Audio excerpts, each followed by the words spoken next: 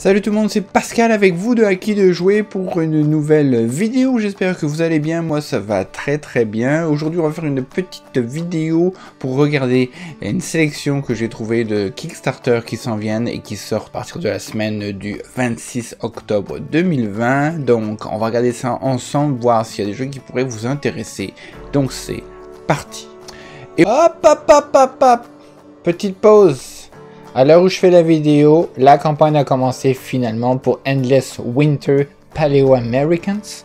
Donc si on regarde un petit peu, 20 jours pour la campagne, 1090 contributeurs déjà. Ils ont largement dépassé le financement qu'ils avaient demandé. Et si on regarde un petit peu comment ça se goupille, nous avons un pledge, plusieurs pledges. Nous avons le pledge à 50 €. Qui comprend la version de luxe, deux expansions gratuites et les stretch goals pour une livraison en décembre 2021. Nous avons un pledge à 76 € qui lui rajoute tout ça, sauf que là on a encore une extension supplémentaire de la musique. Ensuite, nous avons un autre pledge à 101 €.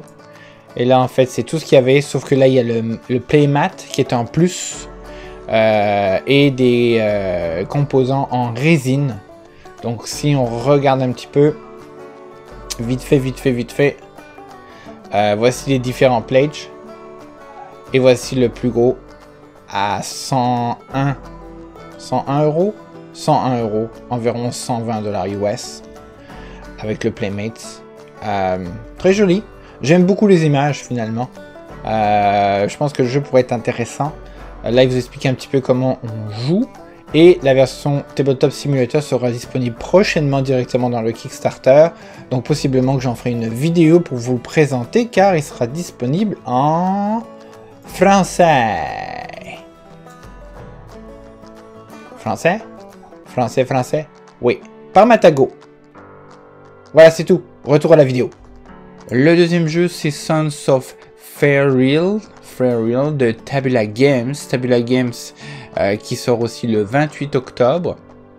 D'ailleurs, on peut voir carrément une preview de leur page Kickstarter. Donc, ce sera pour une campagne de 24 jours. Le prix à moyennant, ce sera 55 €. Ça pourrait aller jusqu'à... ça c'est la version retail, donc 55 €. Ce jeu de 2 à 4 personnes pour des parties de 60 à 120 minutes, même si à l'intérieur, j'ai cru comprendre qu'il y avait une expansion pour pouvoir avoir un 5e joueur. Donc un mélange encore entre des miniatures et des meeples. Le jeu sera pas disponible en français, mais les règles le seront. Donc sous version digitale, c'est ce qui est écrit là finalement. Donc on incarne des tribus, on a des dieux de la forêt qui vont pouvoir nous aider. Et en gros, c'est une course, c'est un jeu. Je pense pas que ce soit un jeu. Comment ça s'appelle? C'est pas un coop, c'est carrément un jeu, c'est ça écrit. C'est semi-coopératif, stratégique Eurogame avec asymmetric player power, multiple ending. Donc en gros, c'est ça, c'est semi-coop. On va pouvoir peut-être s'entraider ou utiliser les autres pour arriver à nos fins. Eurogame, donc avec des placements de ressources. Et ensuite asymétrique, ça veut dire que chacune des tribus auront sûrement des pouvoirs différents. Donc peut-être le voir un peu comme un root. Peut-être, à voir. Donc ça sort aussi donc le 28 octobre sur Kickstarter. Ça a l'air mignon, j'aime ça. La possibilité de mettre des masques aussi directement sur les miniatures qui vont nous donner en fait des différents petits pouvoirs. Il y a aussi, j'ai vu déjà des expansions qui sont prévues. Donc si on regarde un petit peu plus bas, voyez, on peut poser les masques sur les miniatures. C'est mignon. Ça a l'air d'être du plastique, donc ça a l'air très mignon. Et ce qu'on a aussi en bas, ce que j'ai vu, c'est qu'on, par exemple, il y aura une version pour avoir les miniatures des gardiens au lieu d'avoir les meeples. Ils sont mignons. En tout cas, ils sont détaillés au niveau du pelage et des plumes. Et aussi la possibilité d'avoir un 5e joueur. Donc ça donne la possibilité d'agrandir le jeu de 2 à 5 joueurs. Pas de version solo d'après ce que je comprends. Mais voilà, c'est à peu près ça. Prochain jeu. Neomorphosis Infestation. Hop, hop, hop, hop. Alors, je vous parle finalement. Le jeu Neomorphosis Infestation est maintenant disponible sur Kickstarter. 210 contributeurs. Pas encore financé. 23 jours pour la campagne. Ça reste toujours en multilangue. Pledge disponible. 90 US pour le jeu. En Early Bird, donc il restera pendant 48 heures seulement. Donc voilà. Et ça prend le core box. Et là, Ridley, pour faire référence à Ridley dans Alien, je suppose. Et nous avons un autre pledge, le Bird Hive, qui inclut aussi The Third Instar, une expansion. Et voilà, donc si on regarde un petit peu des nouvelles photos par rapport à avant, voici avec l'expansion dans la version Hive à 135 et des tonnes de figurines. Ce que je trouve intéressant, ben, c'est que bon, vous avez beaucoup de figurines, mais les figurines sont quand même très très belles, je trouve. À voir maintenant si le jeu est intéressant pour sa deuxième tentative sur Kickstarter. On va croiser les doigts pour eux, hein. C'est toujours plaisant pour une compagnie de réussir et pas de rater, hein. C'est ça qui serait triste. Quelques vidéos review, pas de version disponible, je pense. Je n'ai pas vu de version disponible sur Tabletop. Ah si, sur Tabletopia peut-être. Peut-être Tabletopia. J'ai cru voir quelque chose, mais je suis pas sûr. Il faudra que je revalide. Je suis vraiment désolé pour le scrolling. J'essaie de y aller pas trop vite pour pas vous faire mal aux yeux. Est-ce qu'il y aura une version... Non, il n'y a pas de version jouable sur... comment ça s'appelle? Sur Tabletop ou sur Tabletopia. Tabletop Simulator ou Tabletopia. Ce qui est dommage. Rendez le jeu disponible pour pouvoir... Il faut le faire maintenant. Donc voilà. Il est disponible. Ça a démarré.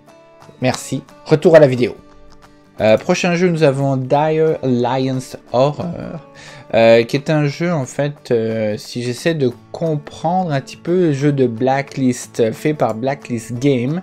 Ces gens-là ont fait notamment, en fait, le dernier connu Altar Quest, qui se veut une sorte de... Les gens disaient que ce serait peut-être le remplaçant ou, en fait, l'équivalent d'un notre nouveau Hero Quest, donc qui a quand même bien fonctionné, franchement bien fonctionné. Ils sont aussi derrière le jeu Aftershock ou les jeux comme Street Master. D'ailleurs, il y a un nouveau Street Master qui s'en vient, je pense, si je dis pas de bêtises. Et Hour of Need. Si on essaie de regarder un petit peu, j'ai pas tout à fait encore compris ça c'était quoi, mais il y a l'air d'avoir un 2 en 1. Donc en gros, d'après ce qu'il dit Double Feature, il y a une série d'horreur avec des miniatures ici, avec aussi un nouveau jeu qui s'appelle Dark Alliance Horror. Bah, ça s'appelle Dire Alliance Horror. Donc je sais pas trop, mais il sort donc le 27. Et il y aura aussi une miniature gratuite apparemment pour les backers du jour 1. Mais je ne sais pas du tout, vraiment pas du tout, de quoi parle le jeu. Mais il y a déjà des petites vidéos qui ont été faites. Donc on a des previews qui sont déjà disponibles sur leur site, leur page Facebook. Ça a l'air intéressant, mais j'ai malheureusement pas assez de détails. On saura tout ça le jour de la sortie. Prochain jeu, nous avons Shogun no Katana, un jeu de post-scriptum. Et on peut voir aussi sur leur site internet une sorte de preview en fait du Kickstarter. Donc se veut une sorte alors c'est pas un jeu de collaboration, c'est plus un jeu de compétition où chacun va contrôler une famille.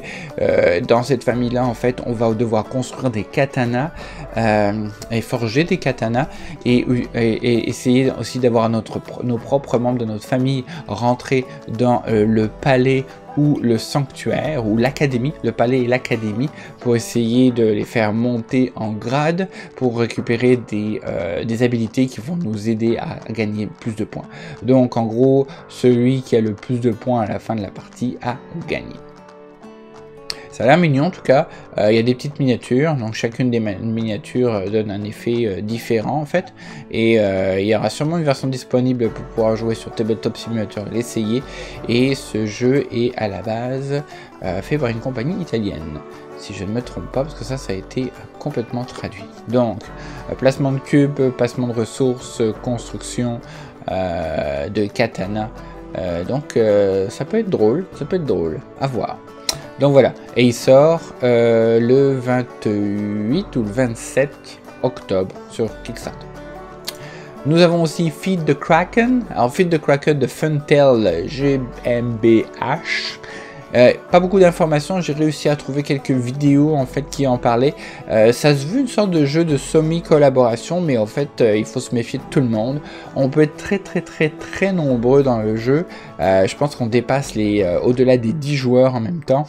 Et en gros, on est une sorte de bateau, on est sur un bateau pirate, on est des pirates. Il y a des fois une désignation de capitaine, sous-capitaine, ce genre de choses, et tous les autres matelots. Et tout le monde veut une part du bulletin.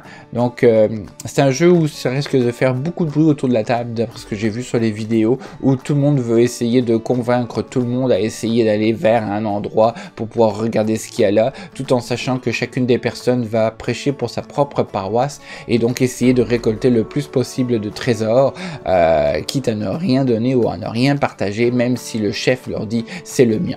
Bref, ça peut être, à mon avis, ça peut être très drôle, mais en grand nombre, en fait, en grand groupe, parce que je sais pas du tout à combien on peut jouer, mais je pense qu'il y a un minimum, et le minimum n'est pas 2, selon moi. Bref, ça avait l'air assez dynamique autour de la table, tout le monde se trahit, tout le monde se ment, pour arriver à ses propres fins. Et pour finir, nous avons aussi, Feed the Kraken. Ceux qui en font Feed the Kraken en fait sont derrière les gens qui ont aussi travaillé sur Glenmore 2. Voilà. Et puisqu'on parle de Kickstarter, n'hésitez surtout pas à aller faire un tour sur le site de Board Game Late Pledge, site qui référence en majorité ou le plus possible toutes les Kickstarter qui sont terminés mais qui sont toujours disponibles à l'achat en Late Pledge.